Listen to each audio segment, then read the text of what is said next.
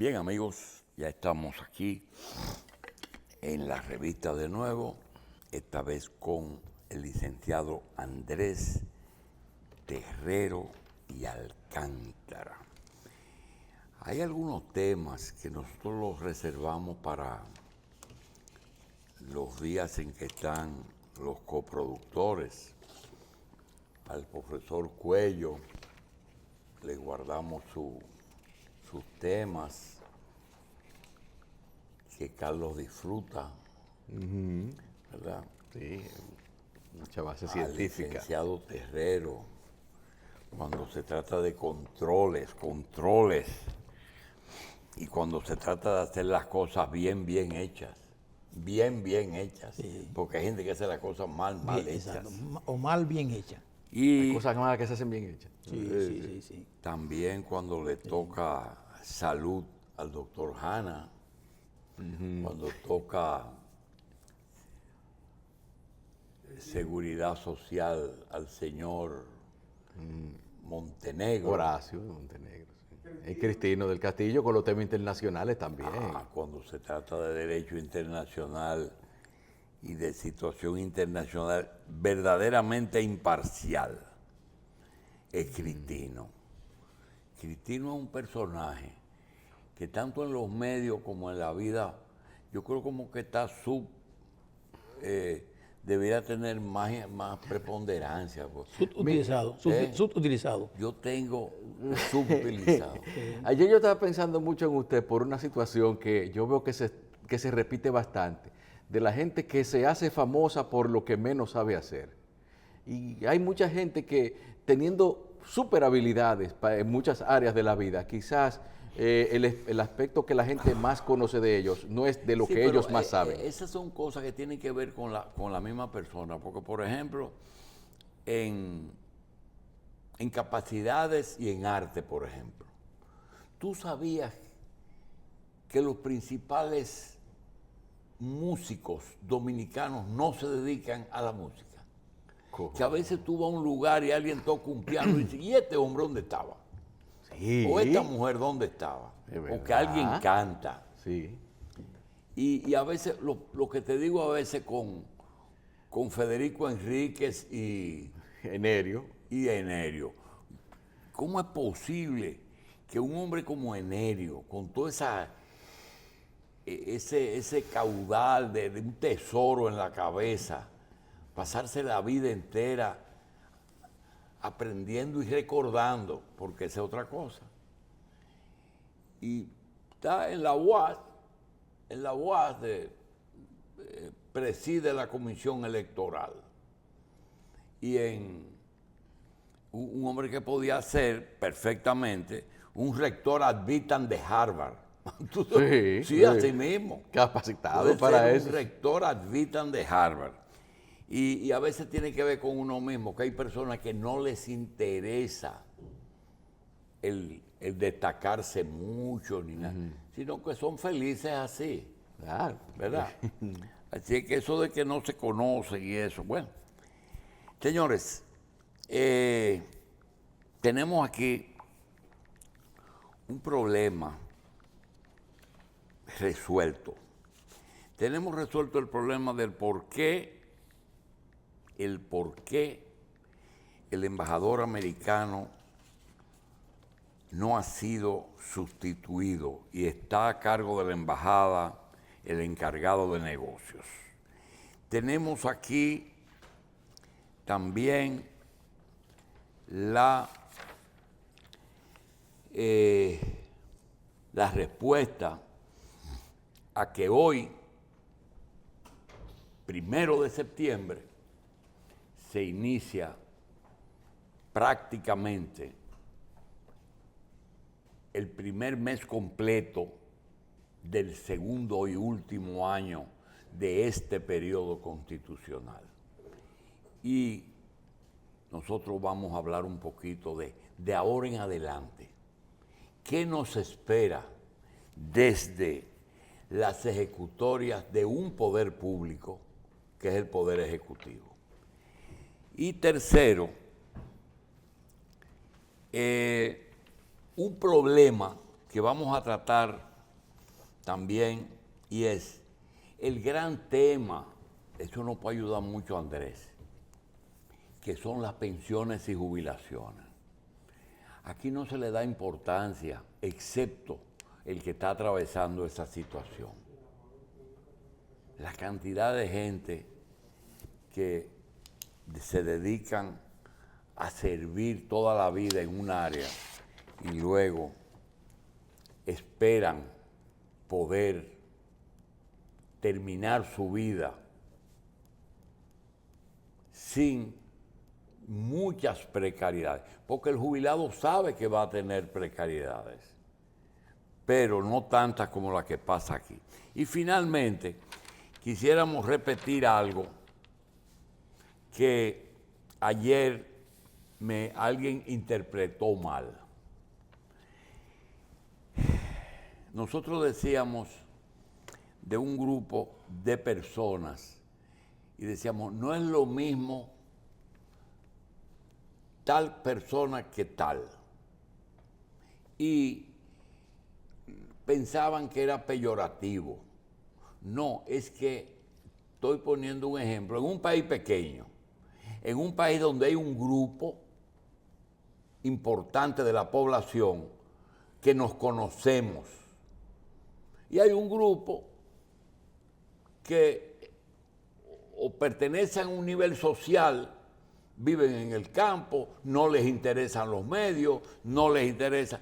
Y se puede decir que de los 10 millones de habitantes, hay 1 millón que está bien enterado, que ve televisión, que oye radio, que ve las redes, y si no ve una cosa, ve la otra. Entonces, ese millón es que prácticamente se llaman las fuerzas vivas de un país. Que por eso es que el resto actúa.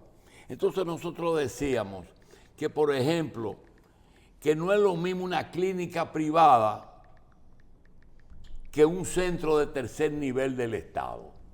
Ayer estuvo el doctor Mena aquí. El doctor Mena es director propietario, accionista principal de una de las clínicas más importantes y es presidente de la Asociación de Clínicas Privadas de la Avenida Independencia. De la Avenida Independencia donde nacieron las clínicas privadas. Y yo decía, no es lo mismo la clínica del doctor Mena que la Plaza de la Salud. Y son enunciados pero sin detalles. ¿Y qué yo quiero decir? Quiero decir que la Plaza de la Salud es una institución en que el gobierno construyó como un ejemplo de un centro de salud de primer nivel, de tercer nivel, lo pagó, lo construyó, lo equipó y paga los salarios. Y cobra los servicios a los que pueden pagar. Y el doctor Mena es presidente de la clínica Ginecología Obstetricia, que está en la Avenida Independencia, donde da trabajo parquearse. ¿Por qué? Porque la tierra que él puede comprar para ampliar un parqueo le cuesta $2,000 el metro. Wow. Y solamente es la tierra. Entonces, no puede competir contrariamente a lo que uno piensa. El presidente de la Plaza de la Salud paga la luz, la paga, pero no se la cortan si la deja de pagar. Le dan oportunidad. A la clínica Independencia, a la clínica Ginecología Obstetricia, no. La Plaza de la Salud paga los servicios del personal, pero se lo paga Salud Pública, la nómina. La clínica de ginecología obstetricia tiene que ir una vez por año a impuestos sobre la renta, a pagar los beneficios que ese centro produce. que no paga ITEVI, pero ese es un solo. Entonces, no es lo mismo un centro de atención de tercer nivel del Estado que un centro privado. Y lo mismo pasa con atención primaria. Lo mismo pasa, por ejemplo, no es lo mismo una empresa que se forma con una o dos guaguas Mitsubishi Rosa de 30 pasajeros hace 40 años que encabeza José Hernández y ahí comienza a transportar rutas locales, luego rutas interurbanas, y mi querido amigo Antonio Marte que dice, bueno, yo soy sindicalista. Entonces, del sindicalismo dice, bueno, los choferes lo defienden. Entonces va al gobierno y el gobierno le otorga exoneraciones para los choferes. Sí. Le otorga créditos en el banco de reservas, porque son choferes que dan el servicio público. Y se va a Japón, a China o a Corea y le otorgan un crédito. Y él puede comprar unos autobuses, pero él no le va a entregar un autobús de $300,000 y algunas que yo creo que tienen 2 pisos a un chofer, sino que le dice, mira, tú vas a manejar ese carro, ese chofer, ese autobús, pero es de una empresa. Ahora, ¿cómo consigue 1.000 millones de crédito? El Banco de Reservas, al señor presidente del sindicato, le otorga una garantía. Porque es un servicio público. Sí. Entonces, yo dije, no es lo mismo José Hernández que Antonio Marte. Claro. No es lo mismo. Puede que Antonio Marte hasta sea más superior. En inteligencia lo supera, ¿verdad? Pero por mucho, porque se fue por el camino correcto. ¿Verdad? Entonces, esas son esas pequeñas diferencias que nosotros quisimos marcar. Por ejemplo, no es lo mismo un contratista de la época de los contratistas, en que le daban una contrata a una persona que le daba un 5% a Pedrito Trujillo. Entonces le daban la construcción del camino de Asua a San Juan. Y era para hacerlo por la costa en vez de ser por el número. Y entonces le daba el 5% al familia Trujillo. Y cuando saqué el cheque, le daba el 5% al Partido Dominicano. Y eso estaba en el librito, sí. Y eso lo sabía todo el mundo. El 10% de la voz. Más nada. Entonces, hay una diferencia entre eso y lo de ahora. ¿El Estado tiene que pagar? Sí, tiene que pagar. ¿Va a concurso? Sí, va a concurso. Ahora el cheque sale al final.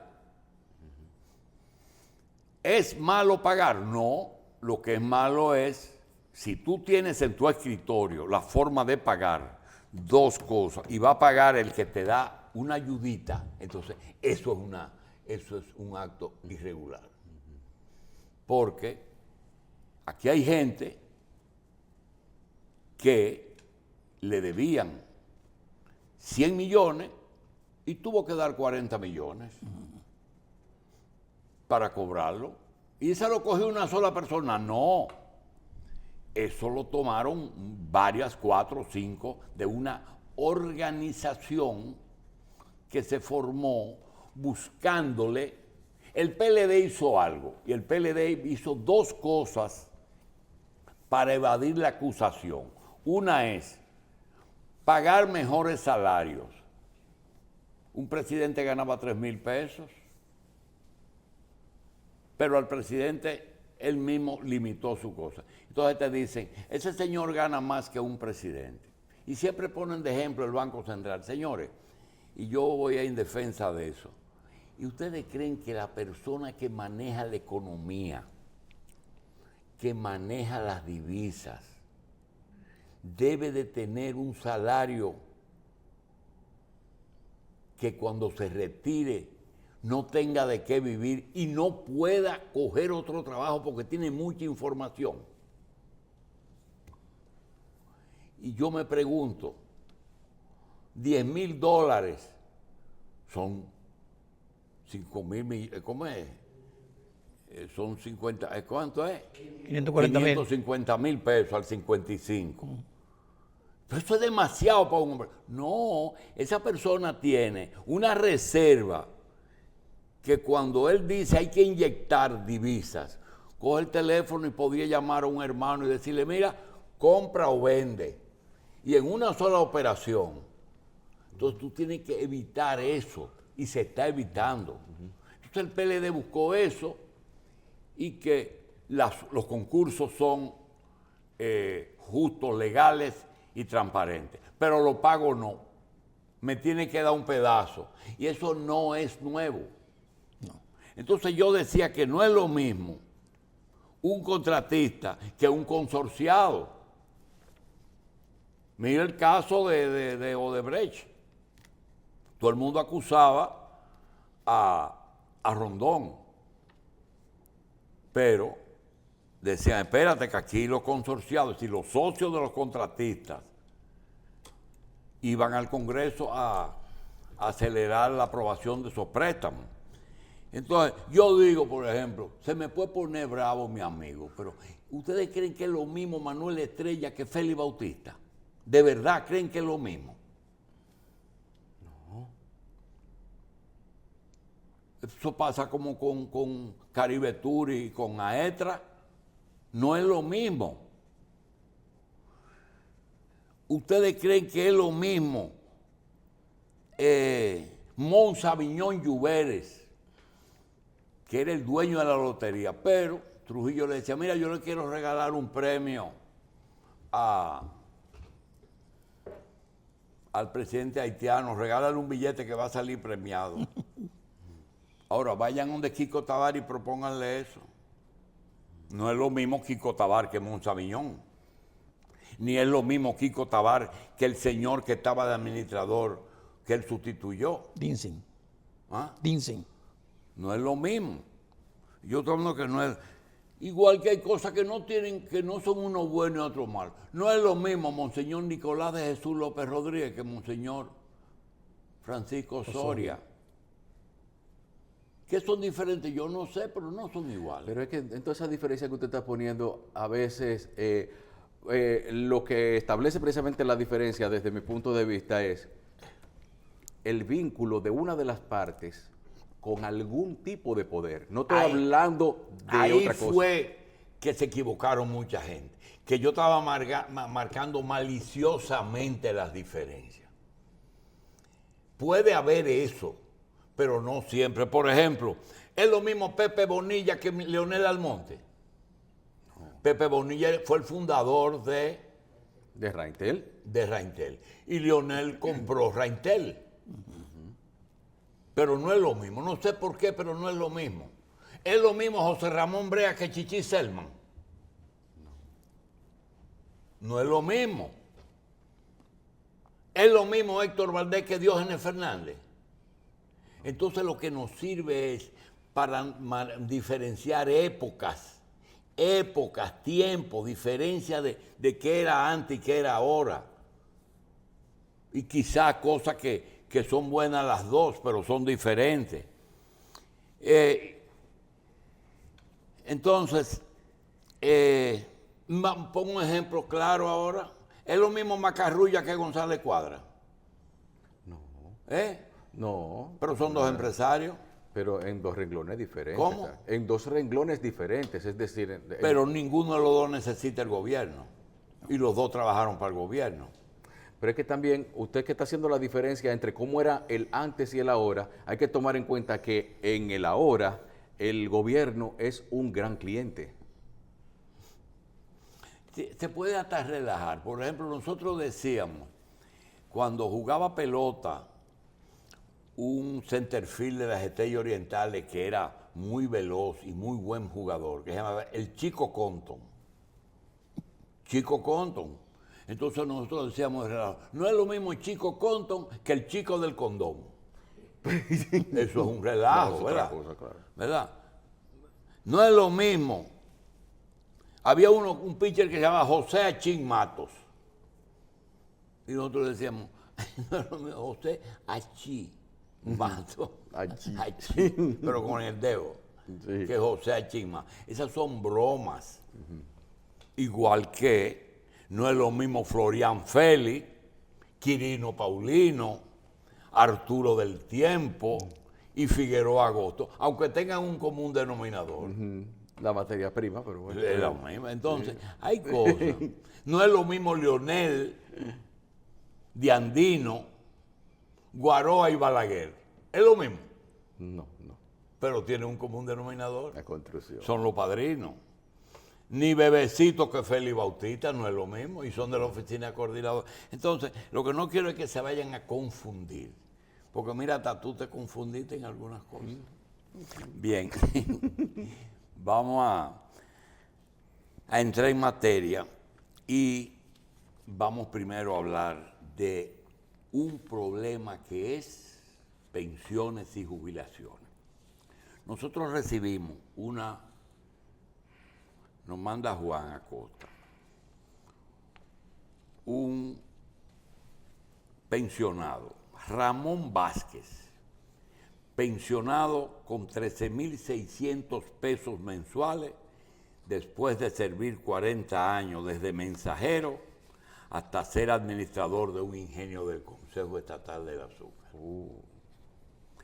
Don Ramón Vázquez Hernández es lo que se puede llamar un ejemplo de superación personal, si el término consiste en romper barreras que se consideran insuperables.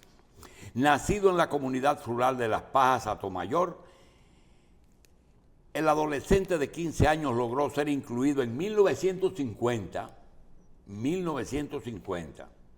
en la nómina del ingenio azucarero Las Pajas, entonces de la Corporación Azucarera Dominicana. Su función era servir como mensajero de oficina, pasando luego a ser listero de factoría y otras funciones, hasta que la unidad procesadora de azúcar fue desmantelada 3 años después, en el año 1953. El ingenio Las Pajas se desmanteló cuando se hizo Quiqueya. Don Ramón recuerda que cuando la Corporación Azucarera Dominicana cambió de nombre por el Consejo Estatal del Azúcar, a partir del 19 de agosto de 1966, ya muerto Trujillo, siguió laborando en el nuevo organismo durante 40 años de manera ininterrumpida.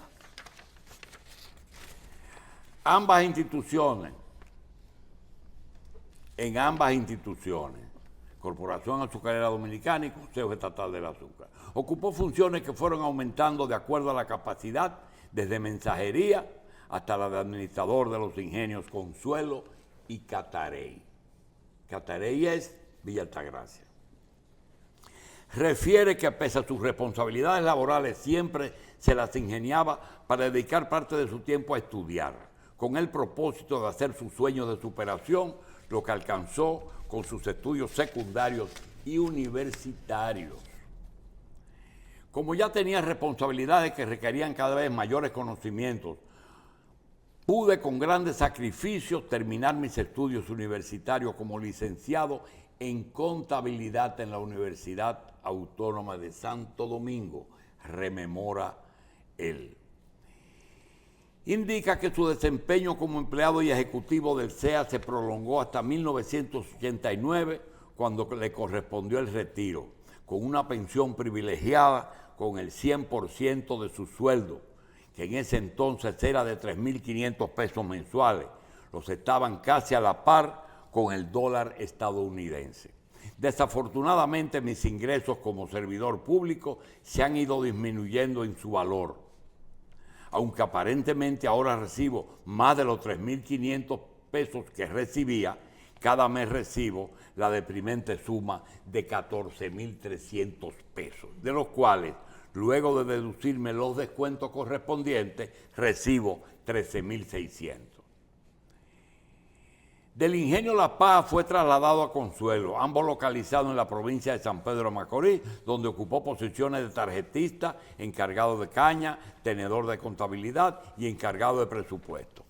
De allí pasó brevemente a Boca Chica como tenedor de cuentas por pagar, de donde fue enviado a la oficina principal para laborar como subencargado de presupuesto. Fue enviado al Ingenio Porvenir con cargo de auditor, donde permaneció hasta el 78, al ser transferido a Montellano y de allí al Ingenio Sama, con el mismo puesto de auditor. Años después, en el 79, pasó a Río Jaina como auditor hasta 1982. Fue trasladado a Catarey como administrador general hasta 1984, cuando retomó a ser Contralor General hasta 1987, de donde fue enviado al Ingenio Consuelo como administrador hasta el 88 y retornando a la oficina principal como subgerente en 1989. Don Ramón Arquímedes Vázquez Hernández nació el 19 de diciembre de 1935, cuenta con 86 años, su cédula es 010247680-3, es licenciado de contabilidad y vive en Santo Domingo. Está pensionado con 13.600 pesos. Ese es un hecho concreto. Ahora, este asunto, si tú lo traes ahora, dice, bueno, trabajó todo ese tiempo, tiene 86 años y recibe su pensión, lo que la ley prevé. Ahora, ¿qué es la otra parte? La otra parte es justo. Se ha indexado ese salario. Eso no lo da ni para pastillas. Muy bien. ¿Por qué una persona que hoy es pensionado podría recibir un salario muy superior? Por ejemplo, a veces lo hablo con Félix, un general que fue pensionado hace 20 años y está vivo, recibe posiblemente el 10%, el 10 no, pero por el 20% de lo que recibe un general que se ha pensionado en los últimos 5 años. ¿Es justo? Yo no sé. No sé. Una doctora del Seguro Social está pensionada, doctora en medicina, anatomopatóloga, está pensionada después de trabajar 20 años con 9,000 pesos mensuales. Hay un fondo de pensiones y jubilaciones. Mucha gente pide que le devuelvan esos fondos. Otros dicen que es una garantía de pensiones y jubilaciones. Nosotros no tenemos ninguna solución para ese problema. Existen cerca de 200,000 personas en la nómina de pensiones y jubilaciones. Y los gobiernos son muy cuidadosos en tocar eso. Hay algo que se llama también pensión privilegiada y es una situación que el presidente tiene, la Constitución le da para otorgar una pensión privilegiada a algún ciudadano que merece ser pensionado por el Estado.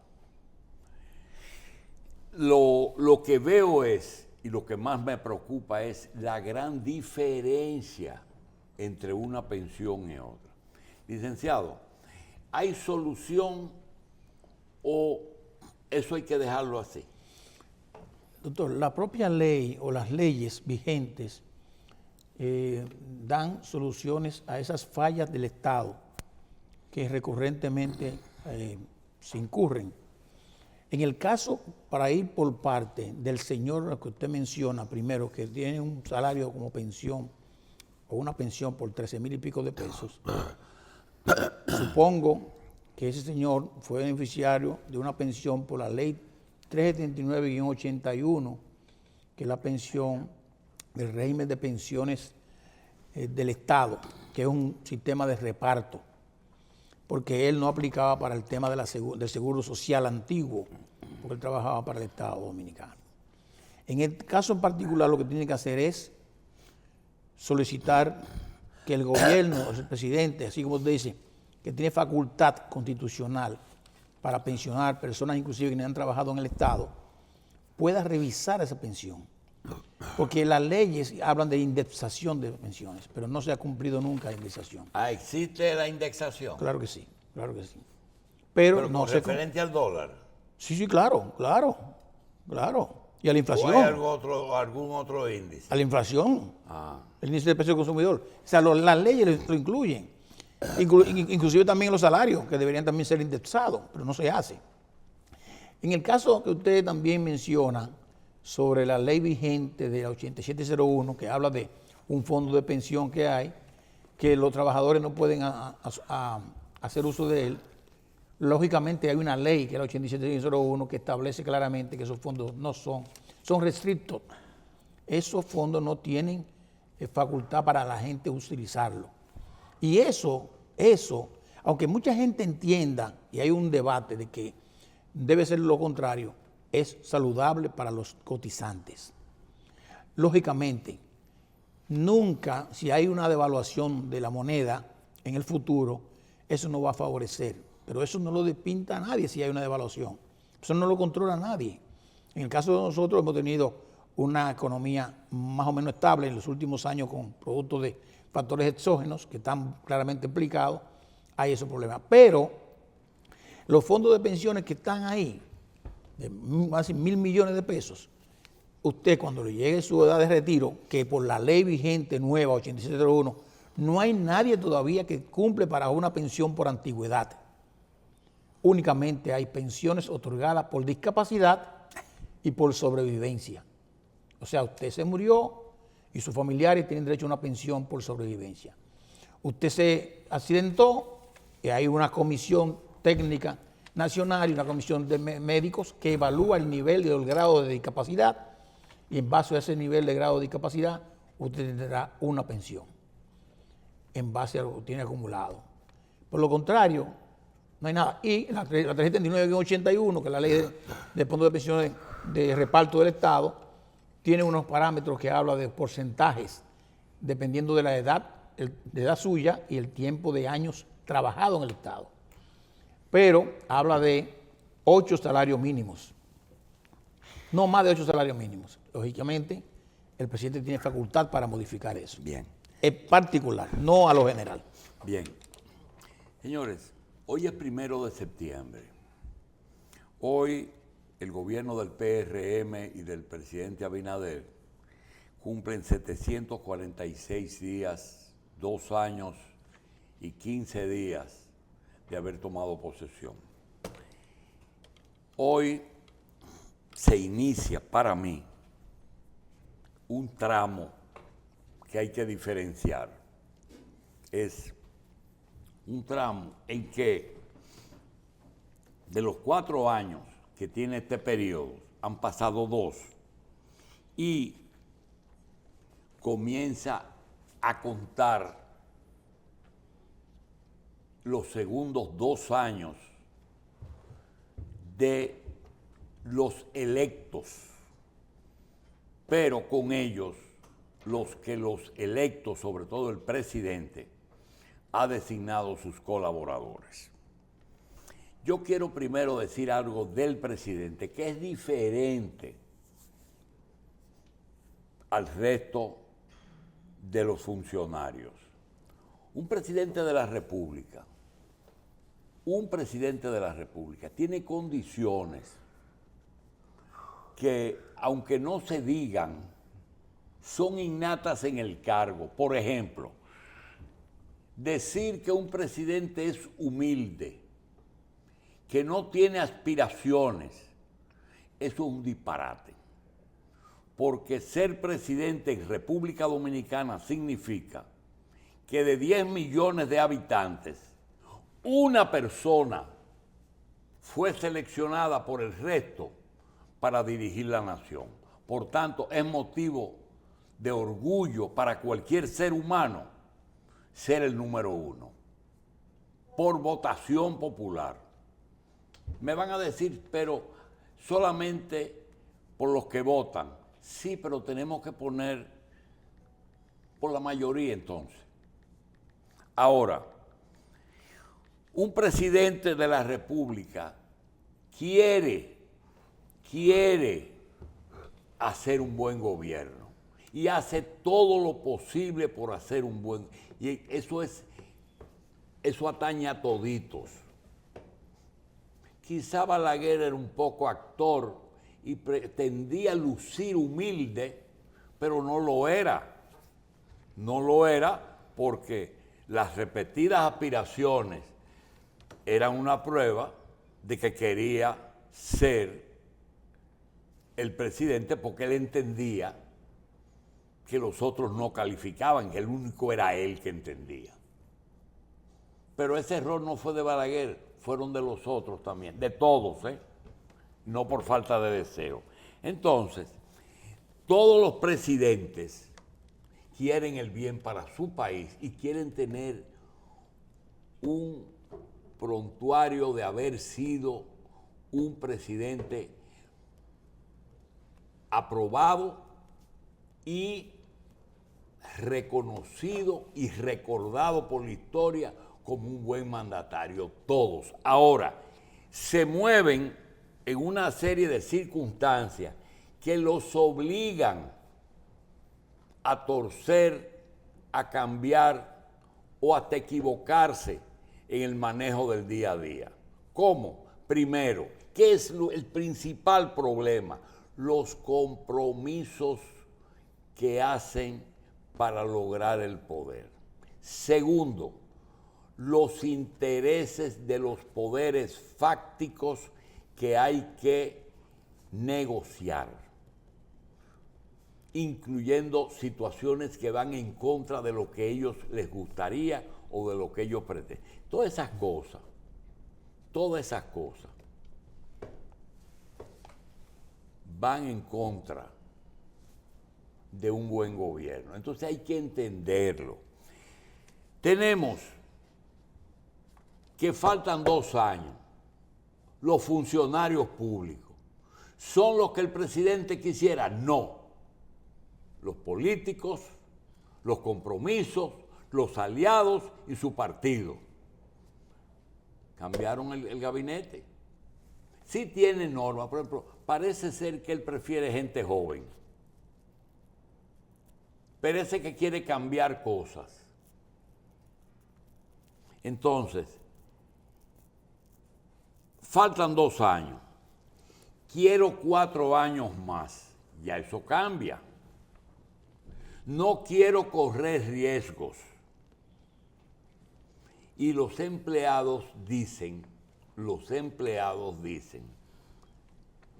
no quiero correr riesgos. Quiero resolver mi problema en estos 2 años que quedan, por si acaso no nos quedamos 4 años. Es difícil,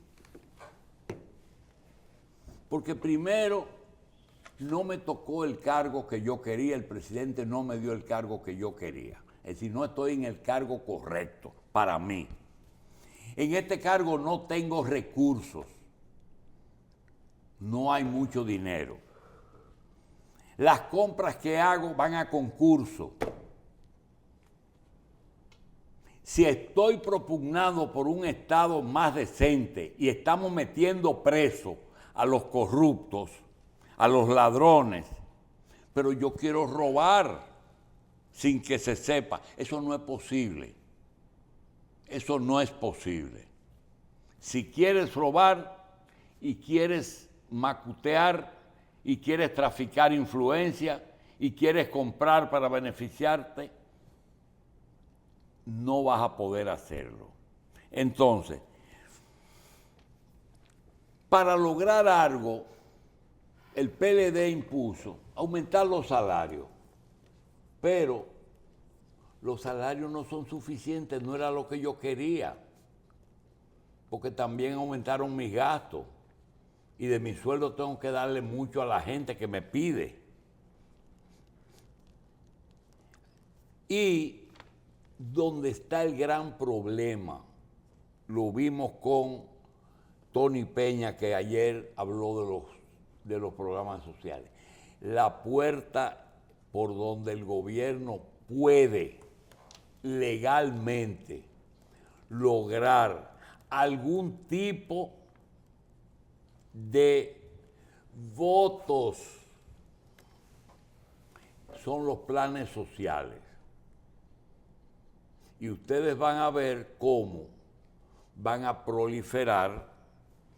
Tony Peña dijo aquí que califica un logro llevar 810,000 tarjetas, supérate, a 1.400.000. Y por ahí aparece una información que dice que quieren llevar la militancia del PRM a 2.600.000. Entonces, eso es la meta y la situación del gobierno. Dice el ministro de Obras Públicas, que es además dirigente del PRE, que la meta es captar 2.6 millones de miembros. ¿Cómo se consiguen? ¿Poniéndose en una esquina a vender boletos? No. Con empleos, con obras, con compras y con ayuda social. Pero tienen que tener cuidado, porque la ayuda social ya el dominicano conoce que es una ayuda condicionada y tú no puedes amarrar un voto a una ayuda social. La gente coge la fundita y vota por el que quiere. Tienen que tener cuidado. Entonces, hay otra cosa. En el resto del tiempo no habrá cambios. Y si lo habrá, no habrá muchos. Generalmente se usan 2 años. Ya se vieron los cambios que iban a haber. A menos que alguien meta la pata o el presidente considere que alguien pueda rendir más. Pero que no piensen que el que está en un cargo va a resolver si lo cambia. Posiblemente se quede todo como está. Y esa persona con su gente. Entonces, ¿habrá cambios? No. ¿Van a pagar deuda? Yo no creo que con ese expediente que se está conociendo, en el que solamente la computadora de un gestor de pagos, de uno, tenía 208 personas que fueron a buscar que le gestionen sus pagos. Se van a meter a gestionar pagos, que fue una forma buena porque me pagan, yo estoy obligado a dar algo porque estoy asfixiado. Si estoy asfixiado pagando deuda y me van a pagar, doy la mitad y se acabó. Pero eso es un delito. Ayer me reí mucho porque salió publicado que se demostró que en uno de los procesos se evadió el tesorero. Lo que pasó es que volaron al tesorero para no repartirle, sí, ¿verdad? Iban a tocar de ameno, así que... por lo menos alcanzaba. Sí. Señores, miren, esta situación no es fácil. No es fácil porque yo quiero ligarlo con esto. El Caribe, no sé dónde consiguió la fuente. ¿Cuándo fue? Vamos a buscar la fecha porque ellos, hace 3 días, lograron publicar la valoración que hizo el embajador norteamericano en República Dominicana. Este programa ha sido de los pocos programas que ha repetido 2 cosas, 2. Uno fue la justicia restaurativa, Nosotros no estamos con meter preso gente, no estamos con que devuelvan eso, porque se necesita ese dinero. Y metiendo preso se cobra, no, se venga uno y se hace justicia. Usted se robó, pero sigue con los cuartos. Entonces, hay unas declaraciones de este señor, que es la otra cosa, el embajador americano. Embajador ad ¿Por interim. qué el embajador en funciones tiene más de 2 años en el cargo, que parece un desprecio? No, es que en Estados Unidos, y yo quisiera oír a Terrero, hay una parte que es inamovible, que no la maneja el presidente de la República. Él puede modificarla al final, pero no la puede mover. Por ejemplo, la política migratoria de Estados Unidos. Dicen, la política de Trump, la política de Biden, la política de Kennedy. No, señor. Hay una política que está escrita. El que va de paseo, el que va a trabajar, el que va a estudiar, el que va a residenciarse. Y eso no son las normas. Puede que el presidente le dé una residencia a una persona y el poder se lo da. Pero la ley está.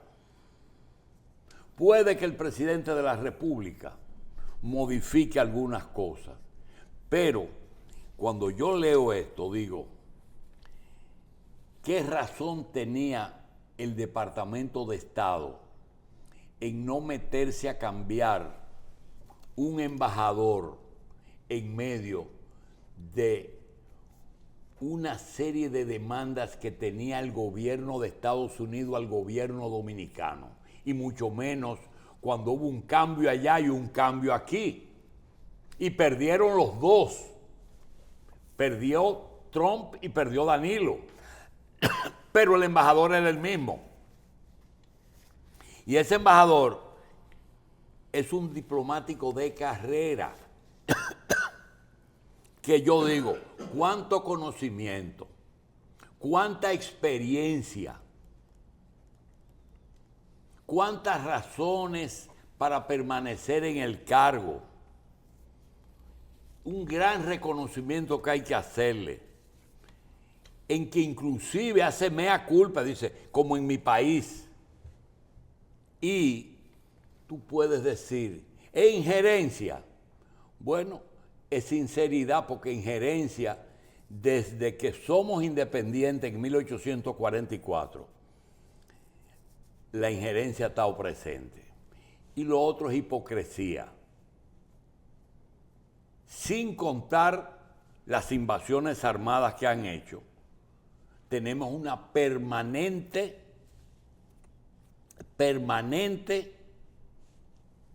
presencia de Estados Unidos en todos los estamentos. La única época que nosotros tenemos de 2 hechos solamente, la posición de Camaño en el 65 frente a la ocupación y la posición de Monseñor Noel cuando trajo la Virgen de Higüey para coronarla en medio de la ocupación del 21. Aquí no hay ninguna otra época en que se le ha marcado a Estados Unidos la diferencia en que somos 2 países. Después todo lo otro ha sido complacencia. Y este señor, dentro de ese contexto que tú no tienes que oponerte porque es una realidad, lo otro es pendejada. El encargado de negocios de la Embajada de Estados Unidos en el país, Robert Thomas, República Dominicana es un referente de lucha contra la corrupción en el hemisferio y un ejemplo que deben de seguir el resto de los países de la región. Un reconocimiento al gobierno. Si me preguntas a mí, dice Thomas, en el hemisferio occidental donde podemos ver un ejemplo de un país que está haciendo y llevando a cabo pasos importantes contra la corrupción, yo veo a la República Dominicana. Este es un ejemplo que puede seguir el resto de la región y yo creo que es muy importante. Dijo Thomas en una entrevista en el programa 55 Minutos. Mira, ahí fue que lo dijo. A Yulisa Céspedes pedir su opinión respecto a la lucha contra la corrupción que se sigue desde la Procuraduría General de la República, el representante del gobierno estadounidense enfatizó que el crédito de este liderazgo es del pueblo dominicano, que exige un cambio. Pero quienes merecen el crédito de este liderazgo son la gente, el pueblo, porque en esta democracia el pueblo exige cambio y transparencia, y esa es la forma en que la democracia debe suceder. Está marcando el paso, ¿eh? Así que cuando yo pienso en República Dominicana como un punto de luz en el mundo para la democracia, transparencia y lucha contra la corrupción, es por esto, es porque los dominicanos lo están exigiendo, destacó Thomas. Reconoció que la lucha contra la corrupción es algo que nunca se va a ganar porque todos los países se enfrentan a este mal, incluyendo el suyo, incluyendo Estados Unidos, y que lo importante es que se fortalezca la institucionalidad para que la disposición de enfrentarla no dependa de una persona, sino del sistema. Explicó que en los países de Latinoamérica y en los Estados Unidos también la mayoría de los casos de corrupción son denunciados, van más allá de los temas de compras y contrataciones, aunque reconoció que en este país es un problema que el presidente Abinader lo ha reconocido y se ha comprometido a una reforma de la ley de compras y contrataciones públicas. Ahí confirmamos la presencia de un miembro de participación en compras y contrataciones. Aquí no hay inventos ni conjeturas. Al señalar que esta reforma es críticamente importante, estableció que es un tema que va a tener una buena persona en la silla, tomando buenas decisiones. Esa no es la respuesta a largo plazo. La respuesta a largo plazo será tener instituciones en que el gobierno que prevenga la corrupción, que pueda encontrarla en el momento que suceda y que pueda estar seguro que se cumpla la justicia y que esos recursos se vuelvan a la gente, dijo Thomas, al señalar que la reforma parte del proceso de construir esa institucionalidad. Por otra parte, Thomas también saludó al pueblo dominicano por la aprobación de la ley de extinción de dominios, destacando el proceso de acompañamiento que dio la embajada al poner a disposición de las autoridades expertos en diferentes países en donde ya existe esa legislación. Dijo que están listos para proporcionar asistencia técnica para asegurar que en todos los pasos de ejecución se ha implementado de manera transparente, acorde a mejores prácticas. Licenciado, la ley de extinción de dominio y compras y contrataciones en el contexto de la corrupción, la prueba y la importancia que este representante de Estados Unidos le da en este momento. ¿A qué se debe que él elija esos dos temas?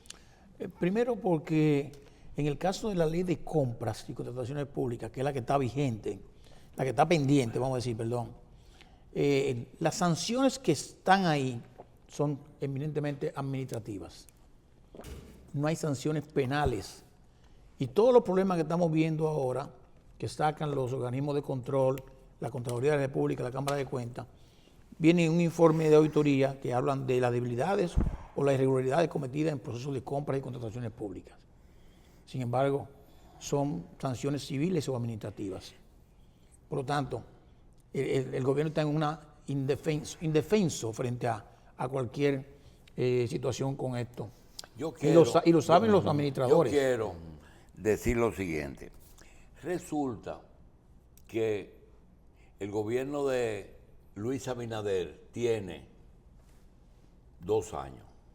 El gobierno de Danilo tuvo 8 años. 8 años. Son 10 años. El gobierno de Leonel Fernández tuvo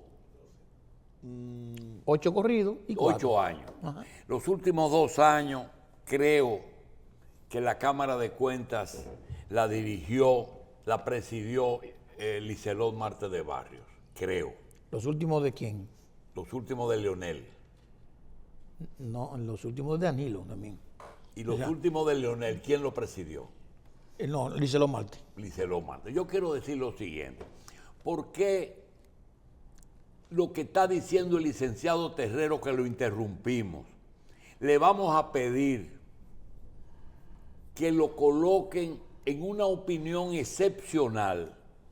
Porque él fue presidente de la Cámara de Cuentas.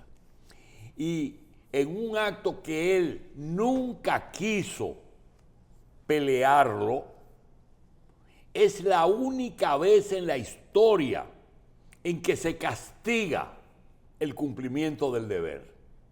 Nunca antes se había hecho eso. El inicio de una gestión de una persona al servicio del Estado tiene que ser transparente, ¿sí?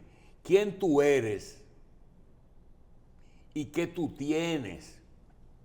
Se pasó su primer año pidiéndole a los funcionarios que hagan su declaración jurada. Y fue lo primero que se encontraron que no les gustó. El funcionario dio todas las vueltas y aún así él decía, no hay consecuencia, porque no existía una pena para el que no lo declaraba. Pero tampoco hubo ni siquiera una destitución por falta de la declaración de bienes. Y ese fue el inicio. Los otros tenían que ver con todos los problemas que luego vivimos. Esa insuficiencia de capacidad para poder auditar todas las instituciones del Estado se señalaron en esa gestión. No hubo un problema que después surgió que no se había señalado. Entonces, lo que él está diciendo ahora, que es Estados Unidos que lo está imponiendo, como por ejemplo la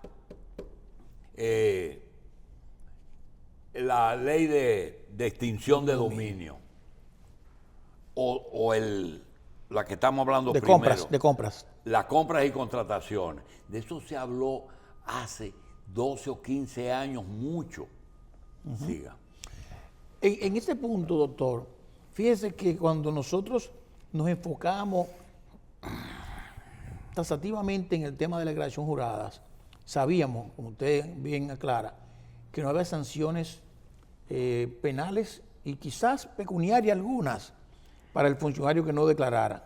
Pero yo no estaba detrás de eso, yo estaba detrás de buscar cómo nosotros podíamos compensar el no declarar con alguna sanción que fuera pecuniaria.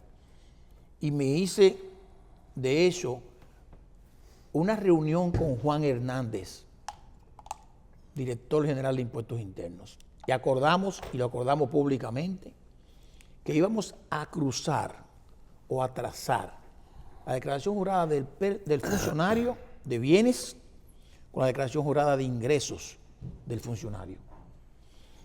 Y evidentemente que iba a haber una diferencia. En esos tiempos atrás, que ya no es igual, la declaración jurada de bienes del funcionario era alta. ¿Quiénes tienen que declarar bienes? Todos los funcionarios electos. Los electos, y los aunque no manejen fondos. Y los designados. Y los designados. Y no es los que manejan fondos. Pero ¿cuál electo no maneja fondos?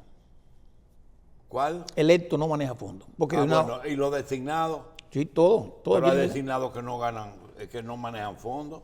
todos los designados manejan fondos que sean sin cartera, Ah, ya. pero manejan fondos.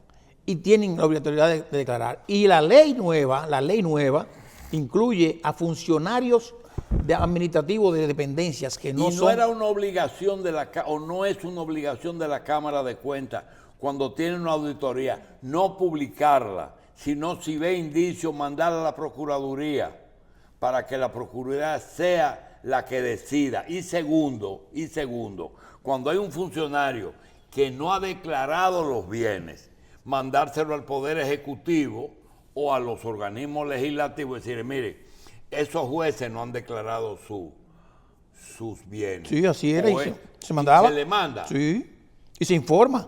Inclusive, como la atribución no era en ese momento de la Cámara de Cuentas, porque era de la Procuraduría General de la República en ese momento. Esa Procuraduría de la República que dice que la declaración jurada de Jean Alain en el 2012 era falsa, eran ellos los responsables en ese momento. Quiere decir que la Cámara de Cuentas que usted presidió lo que quería era que la gente vivan del salario, más nada. No es que tiene que ser así. Si usted lo nombran, usted tiene que vivir del salario. Si no, vaya a trabajar. Un castigo. Pues si no, vaya a trabajar para el sector privado. Vaya a trabajar al sector privado y busque otra cosa. O hágase usted propiamente, usted, un emprendedor. Invente algo. Porque lo que pasa es que lo que tiene que estar provisto un funcionario de la idoneidad y de la honestidad. Terrero, pero entonces el deber de la Cámara de Cuentas es mandarle la auditoría con irregularidad de la Procuraduría o, o el deber de la Procuraduría es pedirla y procesarla. No es que mande con irregularidades. Si hay indicios. Indicios. Indicios. Bien. Cuando la Cámara de Cuentas encuentra indicios de responsabilidades penales, lo debe mandar al Ministerio Público para que el Ministerio Público investigue y entonces a partir de ahí le dé para adelante. No es publicarlo, porque eso viola el artículo 44 de la Constitución de la República y otro del Código Procesal Penal. Ahora, doctor, ¿qué buscábamos nosotros con impuestos internos? Yo decía, doctor, el que declaraba muchos bienes, declaraba lo que no tenía, porque no habían controles, para que cuando saliera de ahí dijeran, bueno, pues la persona entró con tanto y salió con lo mismo. Es un buen funcionario. Pero realmente lo que hizo fue que proyectó la corrupción, publicando cosas que no tenía. Pero ¿qué hace en la renta? En la renta lo que publica es menos, porque en la renta tú tienes, mientras menos tienes, menos paga. Entonces la diferencia entre ambas cosas iba a generar una diferencia de capital, que es una ganancia de capital. Sí. Y esa ganancia de capital tributaba con un 25 o un 27%. Y ahí entonces estaba la sanción pecuniaria al funcionario. Y lógicamente decirle al presidente o a quien fuera, aquí están fulano que no han declarado sus bienes. Bien. Pero nada, la ley se modificó. Bien. Y tampoco ni siquiera tiene todavía la fuerza, doctor, la misma ley de identificación que debe tener. Hay otro tema, y ese tema realmente usted no puede ayudar porque de los pocos dominicanos que han hecho no cursos, sino se han capacitado en torno a lo que es lavado de activos, es Andrés Terrero. Y yo le quiero pedir lo siguiente. Hace un tiempo yo fui a pagar mi tarjeta de crédito y ese mes tuve un consumo alto y pagué en efectivo. El banco me llamó y me preguntó el origen de ese efectivo. Lo vi muy bien y le llevé por escrito el origen del efectivo. Me lo preguntó de boca y se lo contesté por escrito. La pregunta viene porque en estos días, conociendo que usted nos enseñó una frase que es, conoce tu cliente, que es que los bancos están entrenados para exigir el origen de ciertos depósitos. No importa qué tipo de, si ahorro, ciertos depósitos que no se correspondan con el renglón en que esa persona se acostumbra a... ¿Con su historial? Entiendo que un contratista del Estado abre una cuenta en un banco y le dice al banquero, mira, yo tengo un contrato del Estado de 1.000 millones de pesos. Ellos me van a pagar esos 1.000 millones en esta forma. Y cada vez que él hace un depósito o que el gobierno le transfiere a su cuenta un pago, porque a veces se hace por transferencia, ya el banco tiene el aval de dónde viene. Viene de Hacienda, abono al contrato tal, ahí está. Pero hay algo que yo no entiendo y yo quisiera ver si existe el método para saberlo. Un contratista le hace una obra de Estado y le quedan a deber 1.000 millones de pesos. Una obra que era de 200 millones de dólares al 50, 2 por 5, 10, 1.000 millones, ¿verdad? Pasaron 10 años y no le pagaron. Vino un funcionario corrupto y le dice, te pago los 1.000 millones si tú das el 40% de esa deuda. El hombre se sienta, lo piensa y dice, caramba, pero tengo 10 años pagando intereses con deudas que tenga. Si yo cojo 600,000 pesos y doy 400,000, voy a salir de mis deudas. Y acepta entregar 40. Ahora, esos 400 millones que él entrega, cobra, ¿cómo cobra? O un cheque o una transferencia a su cuenta. Muy bien, hasta ahí la cosa también, porque ya el banco tiene la justificación. Ahora, coge y a esos 1.000 millones, que él los recibe completo, porque el Estado paga completo, coge 400 y lo tiene que repartir a 4 personas, 100 a cada uno. Pregunta, ¿cómo le hace el pago? ¿Lo cambia, le da un cheque, le hace una transferencia, pero ya los 4, el ministro de Hacienda que ha acusado, el que se yo qué, contralor, el que se yo cuál, toda la cadena que está en el medio, le dan 100, 100, 100 y 100. Pregunta, cuando esa persona va al banco, esos 100 millones tienen varios caminos. Uno es una caja de zapatos. Coger su cuarto y ponerlo en una caja de zapatos. Otra es cambiarlo en dólares porque la caja de zapatos es más chiquita. Porque 100 millones son 2 millones de dólares. Entonces, el otro es ponerlo a trabajar y lo pone en un banco. Lo pone o en una transferencia o en un depósito. En ese momento que ese hombre lleva 100 millones a un banco, no le preguntan. Mire, doctor. ¿Entendiste hasta ahí? Sí. Mire, doctor. Lo primero, para comenzar, es que la deuda se originó en un ministerio X. Sí. Y después de que se puso vieja, ¿verdad?, la transfieren a deuda pública. Hacienda, perfecto. Sí. Todo lo que ocurra ahí, con esa deuda, que no sea pagar simple y llanamente, es corrupción, para comenzar. Si lo llamaron y lo extorsionaron, es corrupción. Pero ya estamos claros. Si recibió el soborno, perfecto. Ahora bien, doctor, mire, pues yo sé del caso que nos ocupa, ¿verdad? El banco tiene de una compañía en particular una cesión de crédito, que es una cosa, ¿verdad?, en el caso particular. O que el proveedor va a recibir directamente del banco, de Hacienda, un crédito a su cuenta. Perfecto. Llegó ahí. Las complicidades colectivas permiten que todo pase. Repite. Las complicidades colectivas. ¿Qué quiere decir complicidad colectiva? Bueno, que todos los involucrados de una forma u otra supieran de la operación. Es decir, que los cuatro que recibieron los 100, 100 y 100 más, el que los dio, que son 5, ¿qué pasó? No, y posiblemente los funcionarios que intervienen en el proceso. No me estoy refiriendo a que en este caso en particular ocurriera eso, porque estoy seguro que gente que está incluida en ese expediente están diciendo y van a salir diciendo, yo no tengo por qué estar ahí. No, yo lo que quiero es que tú me aclares la cosa. Sí. Y es lo siguiente. el banco cuando recibió esos 100 millones de un tercero, Sí, sí.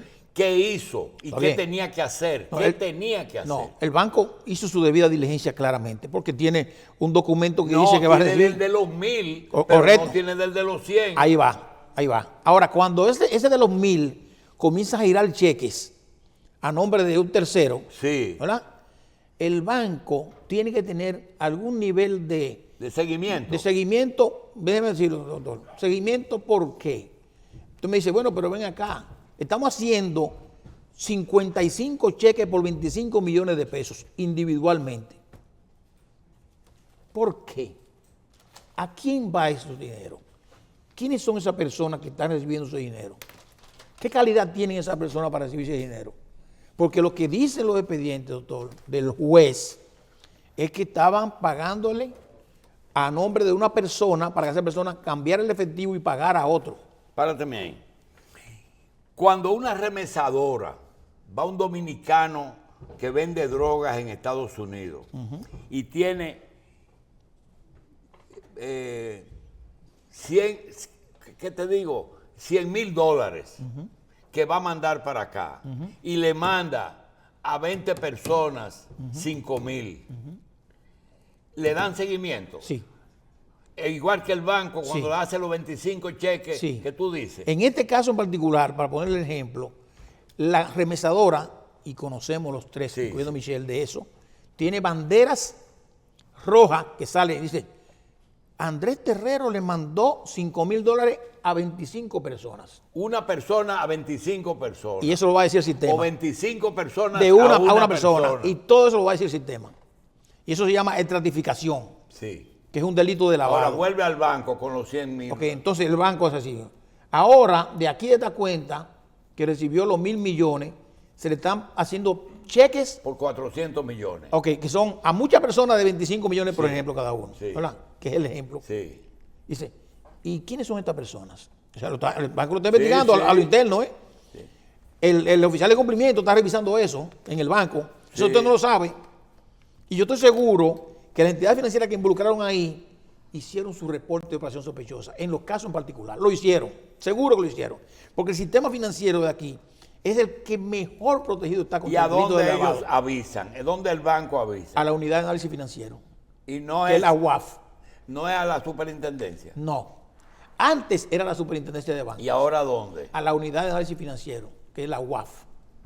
Y eso no es ni Banco Central ni superintendencia, es otro organismo. Es otro organismo que se supone que es autónomo e independiente, pero con la ley nueva, y eso no quiere decir nada con el caso que nos ocupa, con la ley nueva 155-2017, o la ley, puso, doctor, que el Consejo Nacional de Lavado, el Comité Nacional de Lavado, lo preside el Ministerio de Hacienda. Entonces dice, bueno, pero qué raro tiene eso, ¿no? Antes lo presidía el Consejo Nacional de Drogas. Se modificó a que fuera Hacienda que lo preside. Entonces, bueno, la UAF, que es la unidad de análisis financiero del Estado Dominicano, que suponemos que es autónoma en función, es la unidad que la hay en todos los países, Bien. como Estados Unidos, que está FinCEN. Ahora, lo Y puedo esa decir, unidad es que le da también seguimiento a Conoce tu Cliente. claro, ¿Y qué es cuando, Gafi? ¿perdón? ¿Qué es Gafi? Es el Grupo de Acción Financiera Internacional que crea todos estos mecanismos. Pero a no nivel lo regula. No, claro que no. No, te da pautas y te dice unas con recomendaciones, que son 40 recomendaciones, para que los países. Cuando se hagan dice las que cosas. un país o un sistema está gris, por ejemplo, que, En lista que negra. hay lista negra o gris o blanca, por ejemplo, el caso de los paraísos fiscales, países que no han implementado las medidas internacionales de control y prevención de lavado de activos. Entonces lo ponen en lista negra o lo ponen en lista gris. ¿Quién es que lo pone? ¿El Gafi o el sistema? ¿Quién es el regulador mundial de todo esto? No, mira, el Gafi es el componente, diríamos, central. Pero quien pone en la lista negra son las Naciones Unidas, ¿ah? Grupo Edmond, que son entidades independientes que evalúan los países. Y hay control con relación a los diferentes grupos de países. Por ejemplo, te dicen a ti que cuando un país hace operaciones con Estados Unidos, hay un sistema que es más regulado que los demás. Pero que hay sistemas, por ejemplo, que en Europa hay otro sistema de regulación.